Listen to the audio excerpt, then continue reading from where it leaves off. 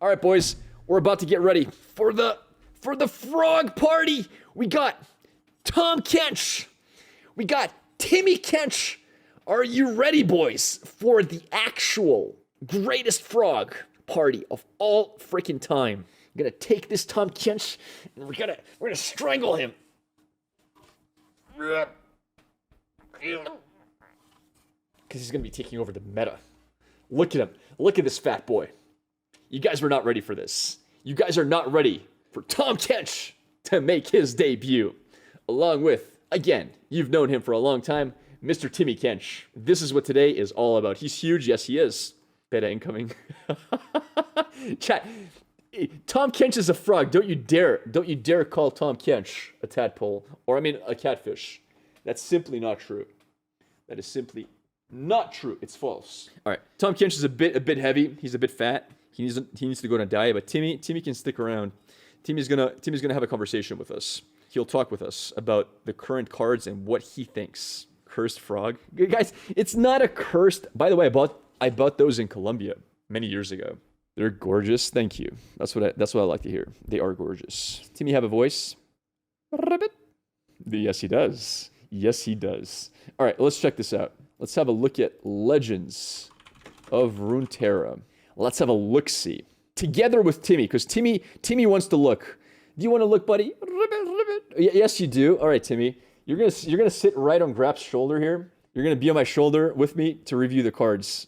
What do you say about that, buddy? You down for that? Yes, you are. Yes, you are. Yeah? Okay. Calm down, buddy. Calm down. I know you're excited, but we'll get there, dude. Don't fall off my shoulder. You might hurt yourself. Here we go. Let's party. Perfect. Cosmic to the rescue again. Let's move the webcam right over here.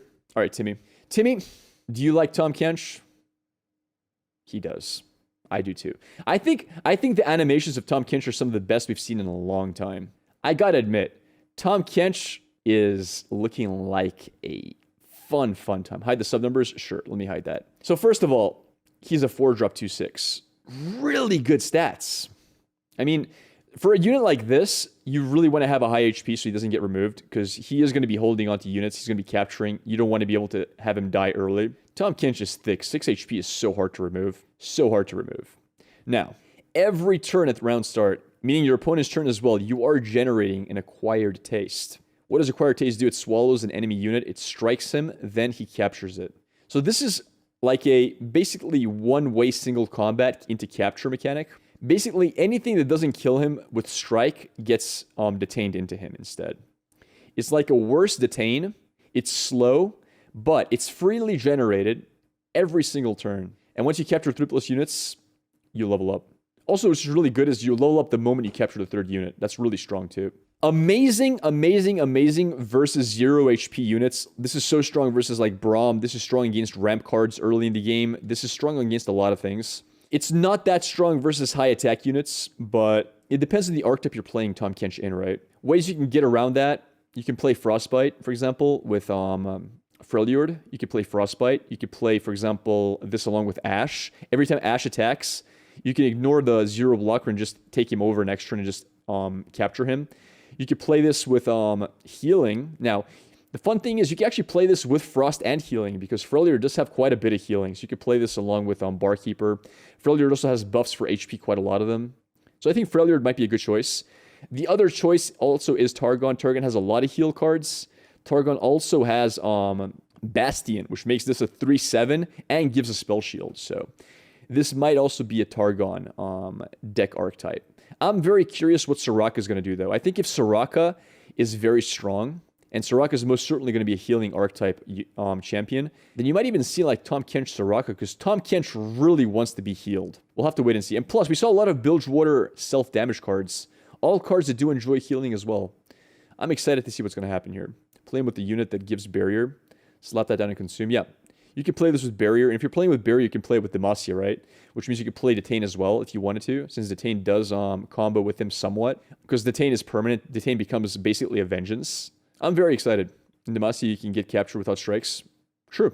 So yeah, once he levels up, he makes an acquired taste every round, and when he attacks, he obliterates the captured enemies and releases his allies. Okay, that's on every attack. Very, very interesting deck. Very interesting deck you can make out of this. This is very unique. I am very much looking forward to decks with this. This is more or less a very strong control archetype, I feel. Now, Timmy, we're going to talk about Tom Kench's Bayou Brunch. This card I'm more excited about. I got to tell you, this card I am absolutely excited about, chat. This is going to be a fun card. I don't know yet what I'm going to do with it. I don't know yet what I'm going to do with this because it's a slow card.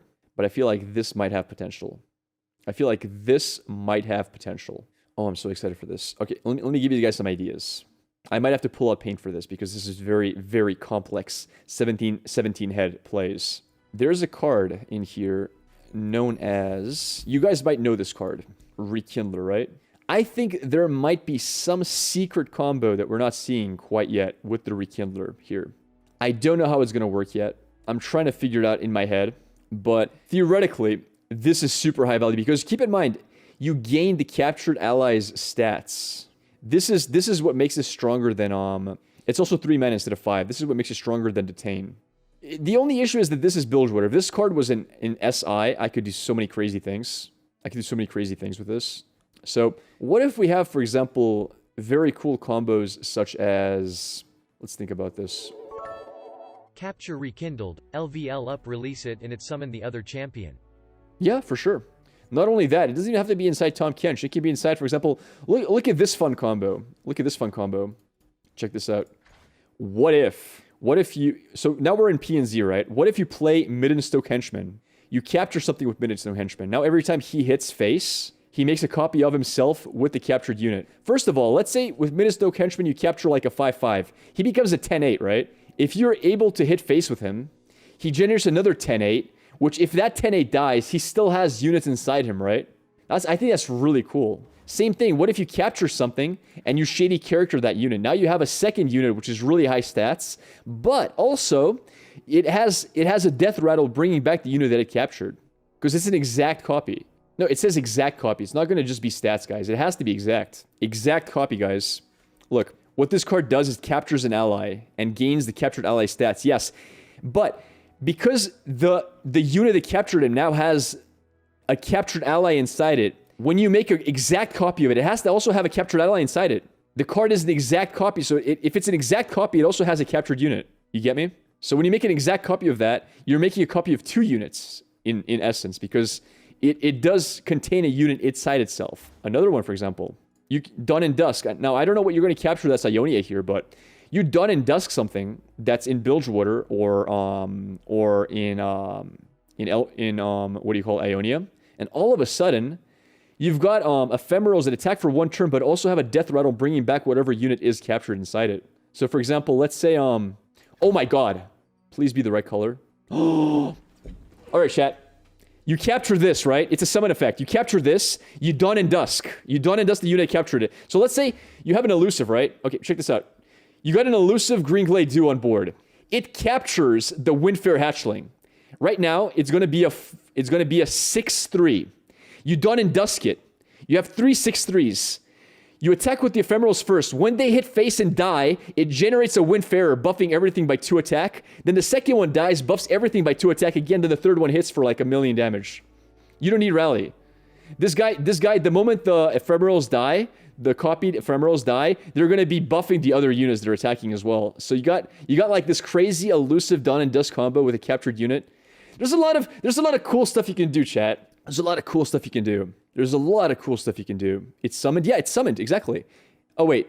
No, summon works. It's summon works 100% because I've detained my own Rekindler before. When a Rekindler gets out of detain, he does work. He does summon. Summon effects work with detain effects. It's not released. It works exactly the same. I know for a fact that detain works exactly like that because I've detained my own Rekindler to resummon the champion. So it does work 100%. Now let me see what summoned effects we have in Ionia that are broken. I think this one's really cool because you can Dawn and Dusk the unit that has this captured and is going to rebuff everything once the ephemerals die, and then your other units hit for more. Let's have a look and see here. Dude, this is so exciting. Yeah, the exact mechanic might be a lot of fun. Zephyr Sage doesn't work because it's in hand. So let's look at the exact mechanic. PNZ has a lot of them. Splinter Soul is one example, but I don't really know what you want to make an exact copy of. It's ephemeral in 1/1. That's the problem. All right, here's an example again. Here's a pretty cool example. Check this out. Let's say you have a leveled up Hecarim. I mean, then again, that's kind of memeish. Okay, let's say you have a Hecarim, right, who's leveled up. You take that Hecarim. So for 3 mana, let me pull out the paint. Here's Hecarim. I don't even know if Heck has a C. Okay, Heck. Here's Hecarim. He's a pony, right? He's a pony dude. And he's riding the horse. Yeah, perfect. Okay. This is Hecarim with his spear. So we have Hecarim, chat. We have Hecarim, right? Guys, stop. Chat, I'm trying my best, chat. Come on, chat. We got Hecarim, right? Okay. So you have. Let's say you have 10 mana. 10 mana. Let's say you have 13 mana. Minus 3 mana. You use the new card, and it detains a Rekindler on the board. Okay, look. Let's say. Okay, chat. Let's say you play Rekindler. This is 7 mana. You play Rekindler on the board. Now you have double Hecarim on board. You have double Hecarim on board, right? You got 2 Hecarims on board. You played Rekindler. Now, you play 3 more mana. You detain this. It goes into Hecarim. Hecarim becomes a 12-12, right? This is a 12-12.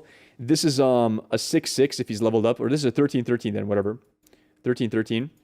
That's a 6-6. And now you play Splinter Soul for 3 more mana. That's 13 mana.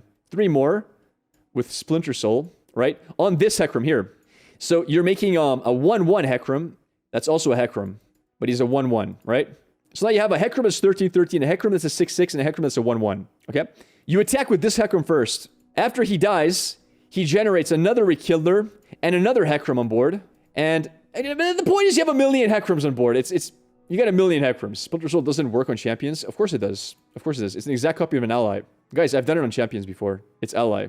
What round is this even possible? Super conditional? It is conditional, but what I'm saying is this card, this new card, it's such high value when you play it on Rekindler. Because what happens after you play Rekindler? Sorry, Rekindler's not a 7-7, it's a 4-4. What happens after you play Rekindler? It's a dead 4-4 on board. It does nothing on board.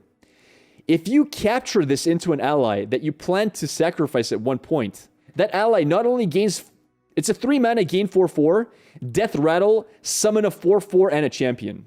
That is so freaking strong. That is so freaking strong. Like, no matter how you do it, whether you make copies or not, that is a very strong effect. That's a very, very strong effect. Think about it. 3 mana, gain 4-4 stats, and Death Rattle, summon a 4-4 plus a champion that died this turn. It's going to get hushed every time? Possibly. But it's exciting. Again, I think the Midden Stoke could be a lot of fun because he makes an exact copy. Because keep in mind, whenever you give that, whenever you play that card, the capture card, you're giving Midden Stoke a Death Rattle, and Death Rattles are cool. And then you can make copies of him if he has like elusive. Same thing with this. You can make copies with Death Rattles all of a sudden. Zombie Tiana, yeah, Zombie Tiana is very doable because Tiana is Demacia, and Demacia also has Detain, which is kind of cool. Man, I think there's a lot of cool things we can do with this. It works really well with Stalking Shadows because all of a sudden you can Stalking Shadow, look for a unit, play it on board, you can detain it, gain its stats, and then the unit gets replayed without Ephemeral, so you don't have to lose your Ephemeral units anymore. That's kind of cool. There's a lot of cool stuff you can do. I'm excited. Oh my goodness. All right, so this card is going to be very exciting. There's going to be a lot of fun meme decks we can make work. Give him regeneration. Yeah, giving him regeneration could be pretty cool. And you might want to play him in Friendly Art, so I could see it working pretty well. An Acquired Taste. It can be a discard card. Like, for example, keep in mind, this is generating a free card every turn that has a lot of value in certain situations. But not only that, like, let's say you have no good spot to use this card, right? Let's say you have no way to use this. What if you play Tahm Kench TF in the same deck you play Ezreal TF? Like, let's say you get rid of Ezreal, because TF is really... That deck is pretty strong without Ezreal. Like, sure, Ezreal's a win con, but it's not a must-have. What if you replace Ezreal with Tahm Kench, and now you got discard targets for this? Because that deck has quite a few discard cards, right? You can use this as discard fodder. Every turn you have something to discard with. It's a free card generated every turn. 2/6 stats is pretty good, and it's not necessarily a discard card because it has a lot of value for removing interesting units. Oh, the opponent played Misfortune, just take her out of the game. I like it. Second color, PNZ. Just get rid of the Ezreal, because Ezreal is now 10 triggers instead of 8. So I think this has a few decks it could fit in. I think Tahm Kench is going to be very interesting to see. I think it could be very interesting for discard fodder. You heard that on Swims? Yeah, I was the first one to say on, because I was on the stream too. I told them I think it's a really good discard card. And then it was their idea to put this into the TF Ezreal deck. So I think discard fodder could be very viable. Because you don't always have a way to use this card. Imagine playing this to Katarina. Ooh, that's pretty cool actually. But I think if Katarina is recalled, I think the unit comes back on board. I don't think it goes out. I don't think you delete the unit. All right, Wise Fry. Wise Fry. I mean, it's pretty cool that you can buff him with this. He's an overwhelmed unit, which is good. So anything you put into him is high value. Captured. Man, I can see a lot of cool stuff here. I'm just looking at this card. This is the most exciting card for me. This is pretty useful. This is pretty good. And, I mean, I'm assuming it's going to be in a deck that has self-harm as a mechanic. But I like it. I like it a lot. Wise Fry looks kind of bad. It does look kind of bad. I think it might fit in a Soraka kind of deck, though. I think a Soraka deck, we haven't seen Soraka yet, but if Soraka has really strong benefit for healing stuff in the game, like, I'm assuming Soraka has a mechanic where if you healed a certain amount of allies, she levels up in deck. And if that's the case, you need to have units that are injured to get value out of it. And this can be a double-way street. It helps you by injuring your units, and it helps you by gaining HP every time it hits units. It's pretty good in Crimson as well, I agree. Vulnerable, yeah, but he has 8 HP. It doesn't really matter. Like, he's going to be a 7-8 vulnerable. Who cares? And, of course, we have Shakedown. Very strong with Undying. When I first saw this, I'm like, oh my god, Undying is going to be amazing. Now, you guys know I love Undying in Demacia. I think Demacia Undying is the way to go. But this might actually make me switch over to Bilgewater Undying. It just might do that. It just might make me switch. Yeah, Shakedown is going to be insane. First of all, you can do Shakedown on your opponent's turn by... First of all, you can kill your own Undying, which is good, and then you can give 2 units vulnerable for the next attack. Amazing. You can deny things like, for example, Grasp if they grasp your Undying to heal, or you can deny units that are being grasped or Vile Feasted. You can... There's just a lot of cool stuff. You can deny stuff versus, like, let's say if you're playing versus Fiora, and Fiora pulls in a unit. So there are reasons you would want to do 2 damage to an ally, but in general, this is a lot of fun. I think this is going to be not exclusively to Undying lists. We've yet to see what Soraka brings to the table and how good a deal 2 damage to an ally is. Because I have a very, very strong inkling that they're trying to make a self-harm plus heal archetype be viable. And I think Soraka might pull that together. Because keep in mind, when Soraka comes out, she's going to come up with like 2 or 3 more cards, right? That are going to support her. I have a strong feeling that we're going to see Soraka Bilgewater. That's been my impression for a while now. And if that's a thing, this might actually fit in a deck archetype we're not really aware of yet. So this might be sleeper very strong. 1 mana burst is always super strong. Burst is an amazing attribute. Does Tom absorb stats only or both stats and keyword? Stats only. But yeah, I don't think this is going to make Vladimir be viable. We'll have to wait and see. I mean, who knows? Maybe. Maybe. I don't think you want to play this with Noxus, but we'll see what happens. I'm very excited for these cards. Shakedown, I'm going to be playing quite a bit of Undying with this. I already have pretty good ideas on how Undying should work. I've played it a lot. This is going to be fun. We're going to have a good time. But yeah, that's most of the cards. I want to give a special shout out to Timmy Kench here for just keeping me company. I know he's not one of many words, but thanks for the company, buddy. Thanks for being here. And yeah, Dad's going to be live in 7 days. We'll definitely be trying him out. So Timmy, let's get some games going.